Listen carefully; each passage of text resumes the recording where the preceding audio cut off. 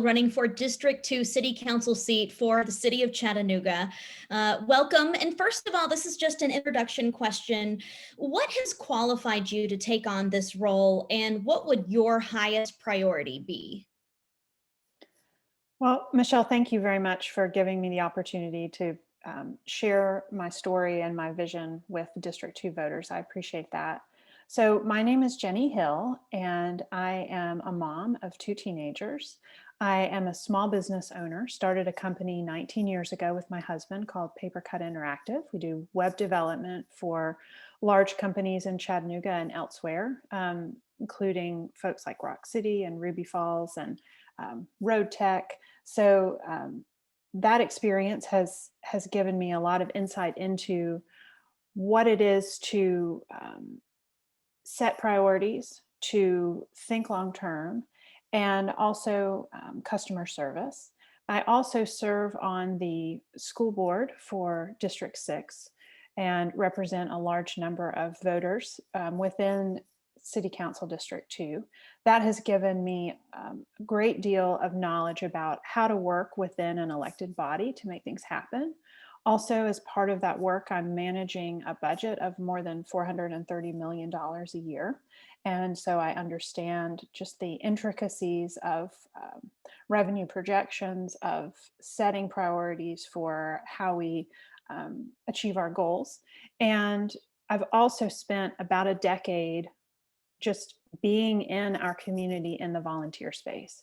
So working as a volunteer and also serving on boards for groups that help prevent immediate homelessness, and also most recently on the board of Chattanooga Neighborhood Enterprise, where I have for an entire year been working with a team of people from all over our community to examine affordable housing and how we can make sure that all of the neighborhoods in Chattanooga thrive and are a good place to live. Okay. As we near a year since the virus has hit Chattanooga, businesses and individuals within the city are struggling due to COVID as well. How would you provide aid to those businesses and families hit hardest by the pandemic's economic impact? And are there programs in place that you would want to keep? And what other programs would you add? So my experience with COVID relief programs comes from a few different perspectives. First, as a business owner that did receive PPP assistance, and then also in the nonprofit space at Chattanooga Neighborhood Enterprise as we worked on an eviction prevention program, and then also as a person who's had to interact with these government programs. First and foremost, as we are able to open up funding from the federal government in our local space, I think we do need to prioritize our small businesses, and we need to be thoughtful about reducing barriers to accessing that money. And as we use that money also to aid individuals, reducing barriers is important as well. Because what I've seen is that we have mothers and fathers who have had to deal with eviction because they couldn't find the exact right paperwork to prove that they had lost their income because of COVID within a particular window. And when a pregnant mom who had to go on bed rest loses her home and has an eviction then on her record, it will destabilize her family for a long time. And what I've seen is that our federal dollars were tied up at the city level with some pretty rigorous requirements that it could be argued did more hurt than help, excuse me. When we think about helping our small business owners, the PPP program was not as helpful to our restaurant community because the money was tied directly to, the forgivable money was tied directly to salaries. And the reality is, if you don't have anyone coming into your restaurant, then you don't need to pay wages to people to work at your restaurant. But if you can't pay your rent and you can't pay your suppliers for last week's food, then you won't have a restaurant for your workers to come back to. So I would definitely advocate for a very pragmatic approach, and an approach that is more hopeful than skeptical when it comes to how we set up our parameters so that the maximum benefit in the fastest amount of time can be seen for both our businesses and our individuals here in Chattanooga. Okay. So moving on now to paving and transportation. It's a topic that consistently ranks at the top of citizens' top concerns, according to annual studies done by the city. What transportation or infrastructural goals would you have if you were elected? It's definitely time that we make infrastructure a priority within our city budget. Um, all throughout District 2, people are extraordinarily frustrated with the state of the roads, and we absolutely have to put more emphasis on fixing potholes and maintaining our roads in the coming years. Also, when it comes to infrastructure, District 2 has seen firsthand the result of neglecting our stormwater and our wastewater infrastructure. We have homeowners who are who've had to rebuild entire structures like garages because of erosion. We have neighbors that have been suffering with raw sewage in their yard every time it rains. It's ridiculous, and it has to be a priority.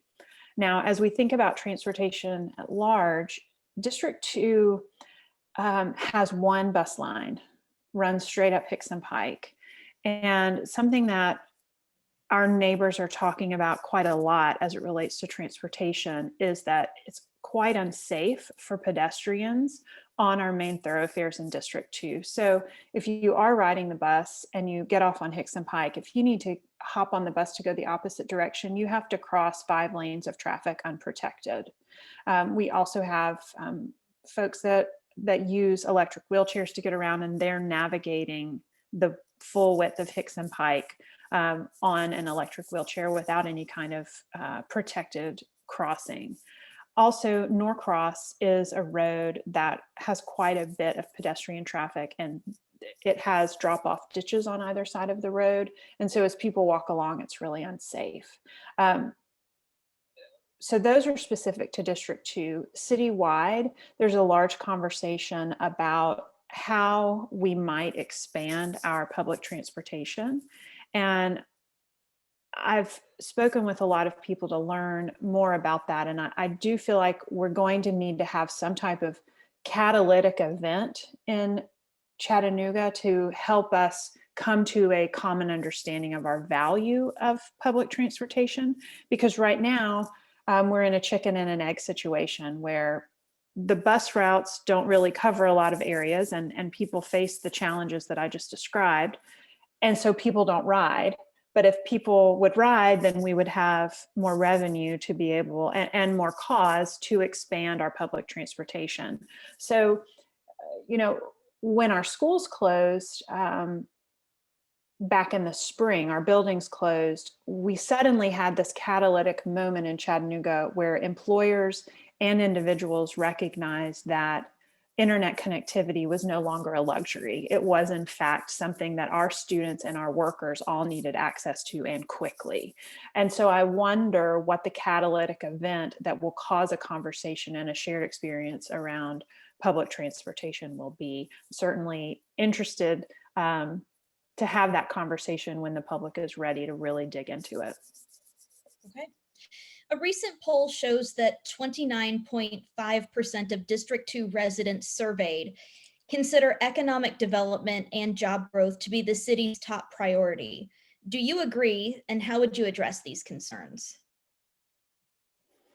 Well, so that's 30% of people in District 2. I'm definitely hearing different things as I'm out talking with people. I would say the number one concern of folks in District 2 is infrastructure, having a strong foundation for our city. Door after door after door of homeowners and renters that I speak with, they share frustration about those things that I spoke about earlier. But the second thing that I hear the most about is actually education. District 2 really is ready for Chattanooga to choose to be a smart city. And we recognize that there are opportunities for us to do better with our early childhood education investment that the city's already making, as well as improve worker training opportunities in Chattanooga for adults. And as a school board member, and I do intend to stay on the school board if I'm elected to city council, I recognize that we have some tremendous partners in the private sector with our Hamilton County Public Schools in the form of Blue Cross, Unum, from the municipal sector, EPB, and even the Chattanooga Airport. These partnerships are changing lives for students. Most recently, we had a young man for Brainerd High School earn his pilot's license through that Aviation Future Ready Institute. And so I know for certain that Chattanooga can choose to be one of Hamilton County Schools' most integral partners. And I believe that not only will that be of benefit to our students and our local economy, but also to the city. Because if we were to decide that, for example, we wanted to do perhaps a Public Works Future Ready Institute, Public Works has numerous positions and public safety also that need to be filled. And if they had a better connection with our public schools, everybody would win. Okay. City labor unions and many activists support a $15 minimum wage for city employees, which Mayor Burke had intended to begin implementing prior to COVID. Do you support this or any other specific pay increase plans for city employees, and why or why not? So the city council has been doing work toward a $15 standard minimum wage for city employees for quite some time. And we're actually doing some work toward that at the school district as well. Um, when, when we have city employees, as many as 40% of them who are making under the poverty level, we need to take a hard look at what our responsibility is as a corporate citizen. And so I do support the work that the city council has done to move toward a $15 minimum wage. I think it is appropriate because if the city of Chattanooga is paying workers such that they cannot afford to live in Chattanooga, all that does is hurt our city and our citizens. That puts more pressure on our nonprofit sector. It puts more pressure on our government assistance sector, and it's not appropriate. We need to be thoughtful about how we align our values and ensure that the people who work for the city of Chattanooga can afford to live in Chattanooga.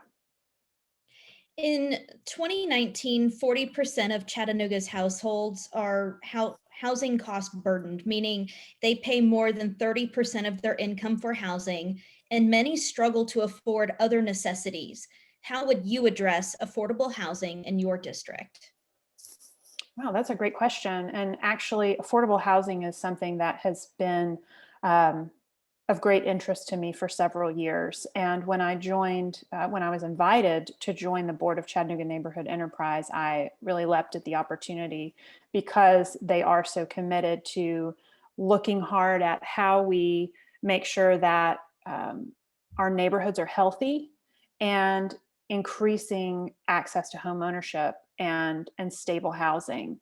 So first, I do want to point out, you said 40% of Chattanoogans are housing cost burdened. The average cost of a home in Chattanooga now is $247,000. And it's either the average or the median. So I'll let you guys fact check that on where that number is. Let me look real quick if I've got it. Average, I think that's average. That means that you need to be making a little more than $31 an hour to be able to afford the average home in Chattanooga. So I want to point out that affordable housing is something that we all want. The word itself has connotations of government housing projects. I would call that more like assisted housing. But I want a home that I can afford, and you want a home that you can afford. And we each want to be able to live in the neighborhood that we want to live in. So being able to afford a home is a universal desire within Chattanooga. And we all just have different price points where we can plug in. Um, so acknowledging that $247,000 requires significantly more than many workers in Chattanooga are making, what we have to recognize is we need to be doing two main things, I think. First, we need to make sure that we have programs in place that build neighborhood market strength so that people who are in homes now, that their neighborhoods receive equitable distribution of city services so that their neighborhoods don't actually go down in value. So for example, every neighborhood needs to have street lights. Every neighborhood's trash needs to be picked up. We need to make sure that the roads are maintained, et cetera. Alongside that, homeowners need to, will benefit from thoughtful programs from nonprofits and potentially also from the city that help them maintain their homes. So as people age in place, things like roofs or gutters or foundation leaks, things like that, that if not handled well, could negatively impact the value of their home, and also their ability to stay in that home. So we don't want affordable housing to be developed in Chattanooga by way of neglecting our current housing stock. The other thing that I think we need to look hard at is increasing production of homes at lower price points by removing some of the barriers that we have to development right now. And that needs to be very thoughtfully approached. So for example, right now in Chattanooga, when a builder begins to put together a housing development, I believe the trigger is 4 homes. If they build 4 homes side by side, that builder is then responsible for putting in sidewalks, for putting in trees, for putting in lights, et cetera. So all that infrastructure falls to the builder, not to the city. And that's a conversation that we need to have thinking about our long-term goals and intent. Because here in North Chattanooga, I recently saw where a builder was required to take a road that had previously been gravel and add curbs, pave the road, add a sidewalk. Well, now the home across the street is getting flooded because there wasn't a catch basin, there wasn't, et cetera, because that builder's just trying to get in and get out at a cost where they can make a profit. And there's nothing wrong with profit, but it makes it very difficult to build a home for less than $200,000 in the private space. Now, with Chattanooga Neighborhood Enterprise, for example, we don't, as a nonprofit, we don't need to make money on homes. We're able to get 0 interest loans in many cases, and so to make even 1% on a home, just covering the cost of that, gives us the ability to finish the loan and then build another house. And so I'm already seeing some really innovative partnerships that are happening with our nonprofit and our for-profit sectors to create housing stock that is by design more affordable, but also in neighborhoods that will then have a variety of housing types. And I do think that that's a very positive thing for healthy neighborhoods, to have a combination of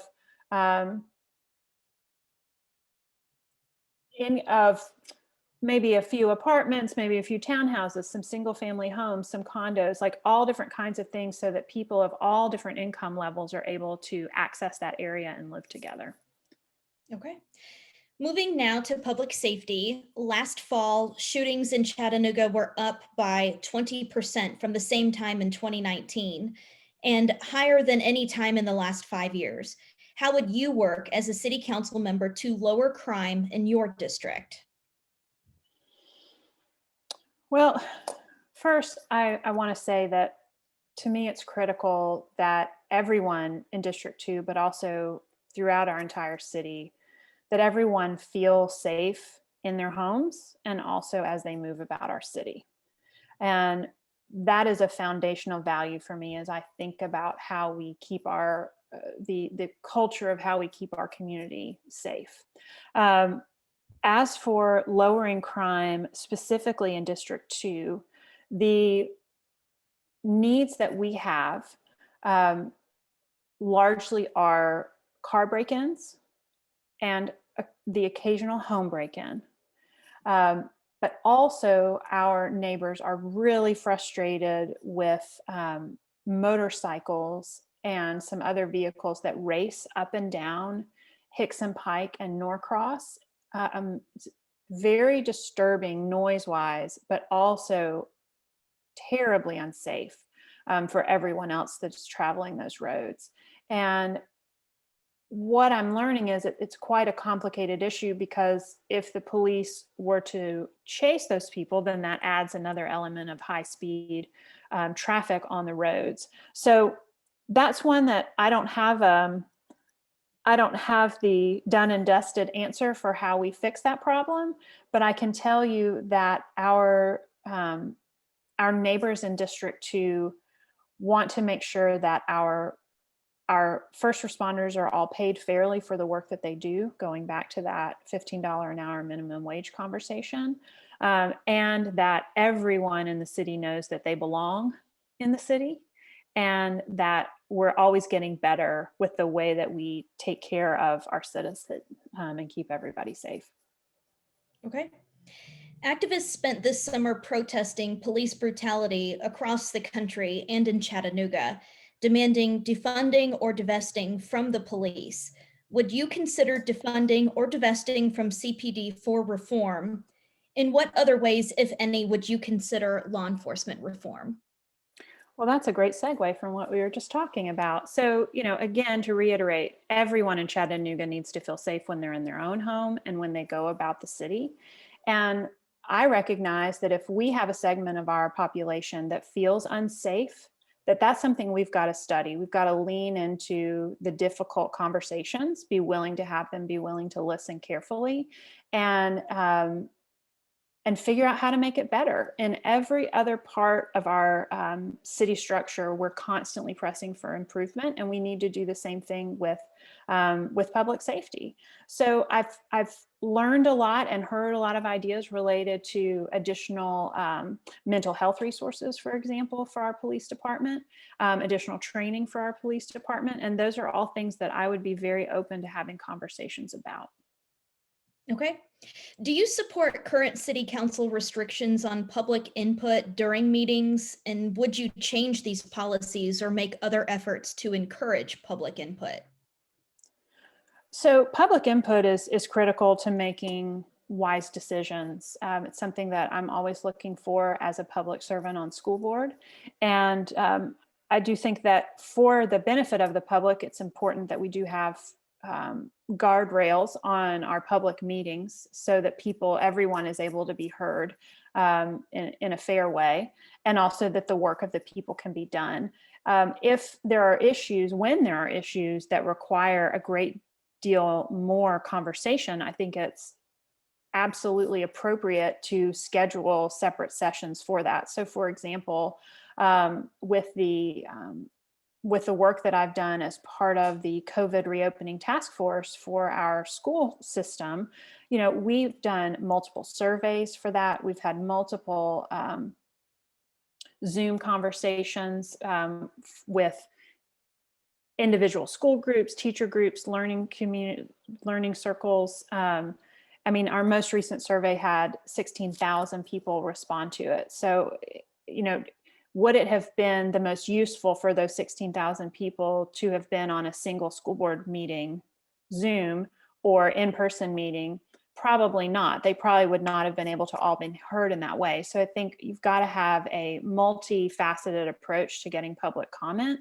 But at the heart of the whole issue, it's really about a culture of wanting feedback and acknowledging that making choices in a vacuum rarely, if ever, delivers the most useful long-term solution.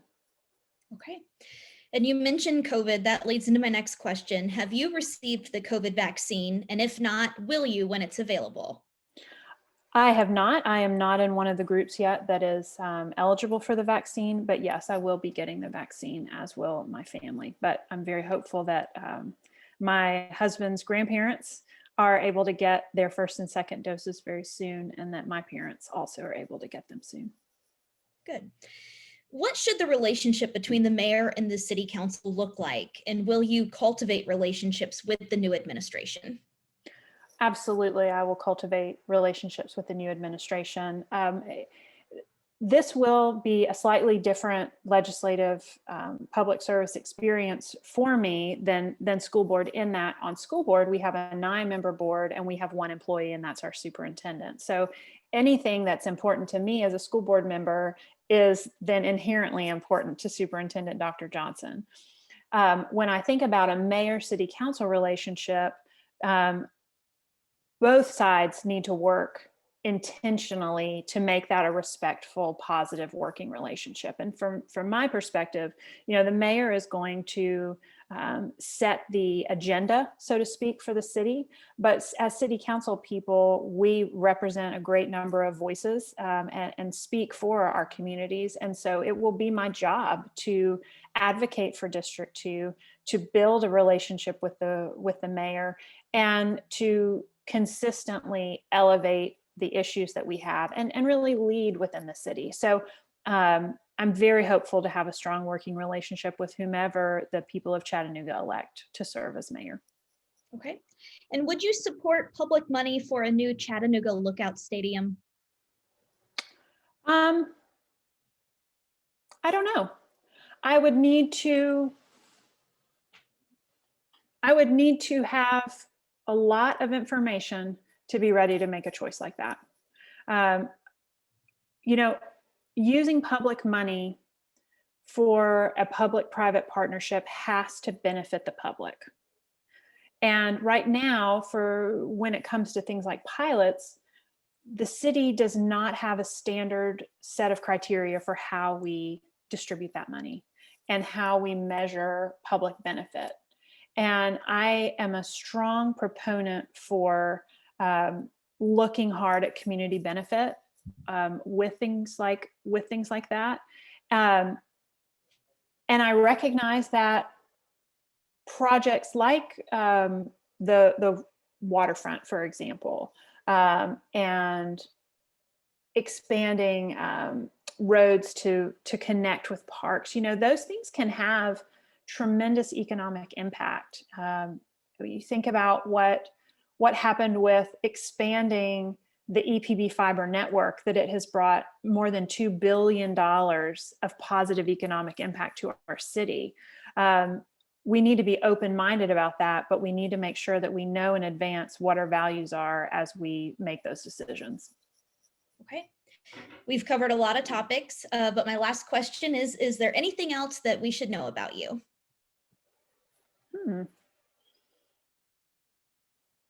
Well, I, like many people, got a dog during COVID. And I've never had a dog before. And I have found that she has just brought me so much joy as I have, struggled with all the ups and downs of all of that. So if you're a dog owner, I get you now. And I'm a dog owner too, and I love it. All right, Jenny Hill, running for District 2 City Council seat. Thank you so much for joining us and talking about your platform and really just helping people understand just everything that you're about. I appreciate it. Well, thank you very much. I hope that the people of District 2 will take away from this that I'm somebody that has a big vision for our city and that I'm willing to do the hard work. And I hope that I can earn their votes on March 2nd, but also early voting, February 10th through 25th. Perfect. Thank you so much, Jenny. Have a good day. Thank you. Bye. Bye.